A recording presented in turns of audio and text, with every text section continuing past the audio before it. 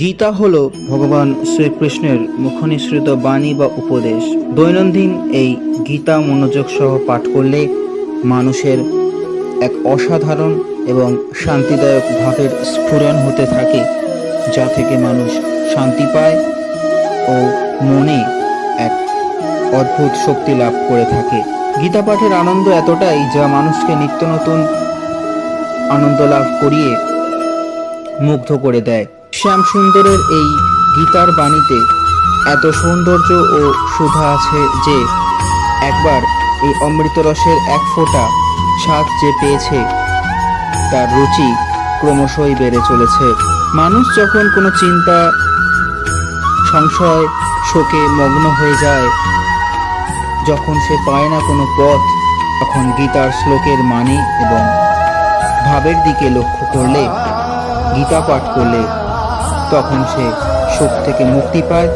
এবং শান্তি লাভ করে। ভগবান শ্রীকৃষ্ণ পৃথিবীতে বসবাসকারী সমগ্র মানব কুলের উদ্দেশ্যে তাদের জন্যই এই গীতার উপদেশ দিয়ে গেছেন। তাই সকল ধর্মের সারমর্ম নিহিত হয়। শুভ জন্মাষ্টমী। এই শুভ জন্মাষ্টমীর দিনে আপনারা শুনুন গীতা অষ্টম অধ্যায়।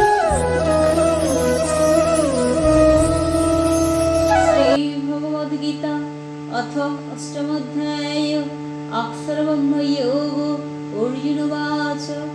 কিং তদ্ব্রহ্ম কিমধ্যাত্মং কিং কর্ম পুরুষোত্তমং অধিভূतं চ কিং প্रोक्तं অধিদৈবং কিমুচ্যতে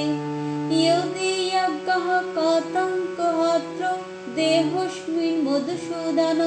প্রয়াণকালে চ কতং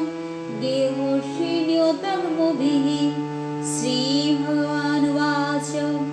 অক্ষরং ব্রহ্ম পরমং স্বভাবো অধ্যাত্মোচ্যতে উত ভাবোদ্ভবোৎকার বিসর্গ কর্ম সংগীতঃ অধিভূতস্থরো ভাব পুরুষাদিদধিদৈবতম অধিযজ্ঞ হবে মাত্র দেহে দেহবৃতং বরং অন্তকালে চ মামেব শরণমুক্তকালে বরং ইয়া প্রয়াতি সমদ্ভাবং ইয়াতি নাস্তা সংশয়ং यं यं वापि शरणभावं त्यजतं ते कलेवरं तं तमेवैति कौन्तेय सदा तद्भावभावितं तस्मात् सर्वेषु कालेषु मामोऽनुसरयुत च मज्जपितो मनोबुद्ध मामेवैष संशयम् अभ्यासयोगयुक्तेन चेतसानन्नुगामिना परमं पुरुषं दिव्यं याति पार्थो न चिन्तयन् कविपुराणमनुशासित राम अनरणीयं समुस्मरेण सर्वसदातारमचिन्तरूपम् आदित्यवर्णं तमसा परस्तात् प्रयाणकाले मनुष्याचलेन भक्तयुक्तयोगबलेन चैव ब्रह्मोत्थप्राणमावेश्य सम्यक् सतं परं पुरुषमुपैति दिव्यं यदस्खारं वेद वदन्ति विशन्ति यद् वितरागः यदिच्छन्त ब्रह्मचर्यं चरन्ति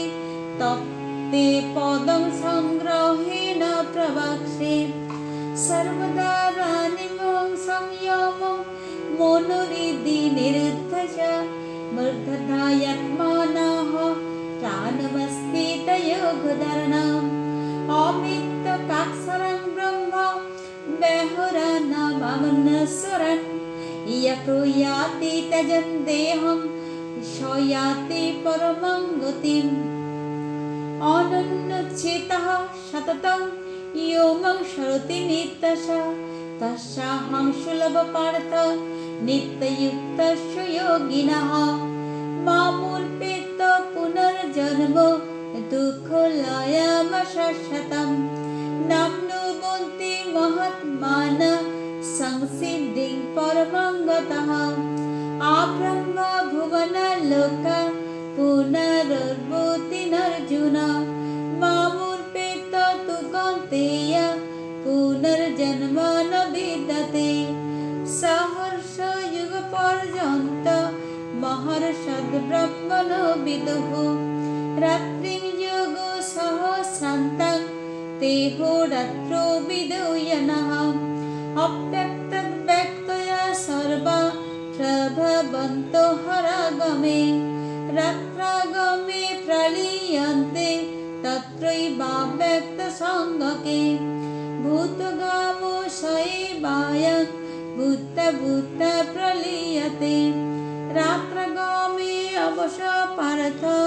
प्रभवर्तो हरागमे परस्तु मत्तु भावन्नो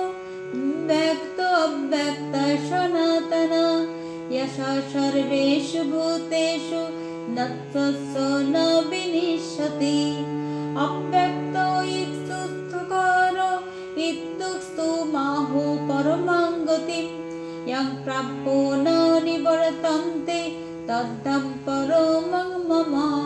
पुरुषस्य परत भक्तलभस्थानान्नय यशन्तुस्तानि भूतानि येन सर्वमिदं ततं यत्र काले तनवृत्तिम् आवृत्तिं चैव योगिनः प्रयाणयन्ति तं कालं वक्ष्यामि भरतर्षभ योगिनीयतिरः शुक्ल सन्मसयुत्तरायणं तत्र प्रयत गच्छन्ति ब्रह्मो विदुयनः धूमो रात्रिस्ततः कृष्ण षण्मासा दक्षिणायनं तत्र चान्द्रमसंयुति योगी पापो निवर्तते शुक्लो कृष्णे गति हेते जगत ससते मते एकया जतना बीति मन्नया वर्तते पुनः नैति श्रुति पार्थ जान योगी मुह्यति कश्चन तस्मात् सर्वेषु कालेषु योगो युक्तो भवर्जन वेदेषु यज्ञेषु तपस्सु चैव दानेषु यत् पुण्यफलं प्रदिष्टम् अतुत्थितत्वमिदं विदितं योगी परं स्थानमुपैति चाद्यम् ॐ तत्सत् इति श्रीमद्भगवद्गीतासु उपनिषत्सु ब्रह्मविद्यायां योगशास्त्रे श्रीकृष्णार्जुनसंवादे अक्षरब्रह्मयोग नाम अष्टमोऽध्यायः।